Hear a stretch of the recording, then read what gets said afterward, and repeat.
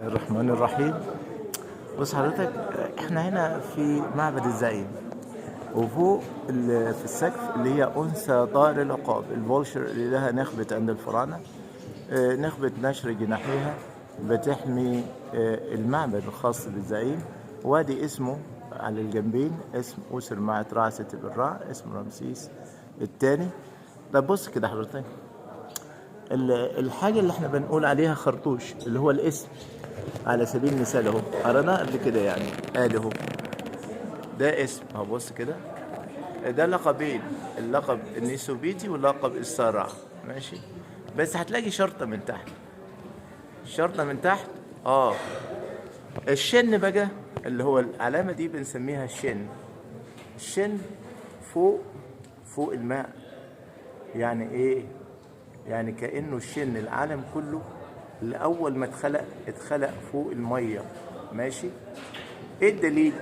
ما احنا لازم طبعا هنقابل حد يقول لك طب ايه دليلك يا استاذ جمال؟ اقول لك بص الدليل. اي تمثال هتلاقيه في ربطة الحزام هتلاقوه القاعدة بتاعت الخرطوش ماشي بالشكل ده. بص كده هتلاقي مفيش القاعدة اللي احنا تكملة العلامة. ثواني اهو، بص كده تلاقي ايه؟ الحيز فقط. ليه؟ لانه من الناحية دي في موجة تحت المية، بص كده، ومن الناحية دي في الموجة تحت المية في الحزام نفسه. وكأنه الاسم نفسه أوسر معة رع ست بالرع، ده الاسم اللي هو النيسوبيتي الملك رمسيس الثاني، ماشي. ظهر من ايه؟ في الشن نفسه اللي هو علامة الكون نفسها فوق المية. يبقى هو مش محتاج للشرطة، مش محتاج لإيه؟ مش محتاج للشرطة. أوضحها لك تاني. بص كده حضرتك، آدي هنا مش هتلاقي الشرطة بتاعت الخرطوشة.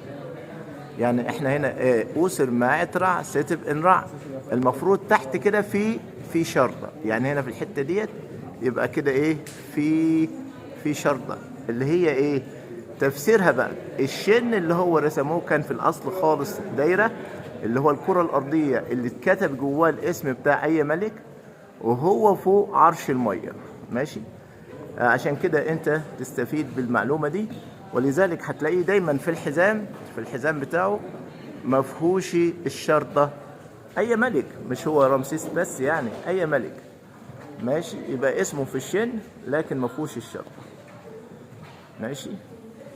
فبالنسبة لي الشن يعني الاسم، الخرطوشة بتاعت الملك، أي ملك كان اسمه يتكتب في العلامة دي اللي بنقول عليها الشن، اللي هو الكون كله محيط بالرن، اللي هو الاسم. لما يقول لك فلان ده له شنة ورنة، شنة ورنة يعني الشن والرن، ماشي. من معبد الزعيم رمسيس الثاني، لكم جميعا كل التقدير والتحية.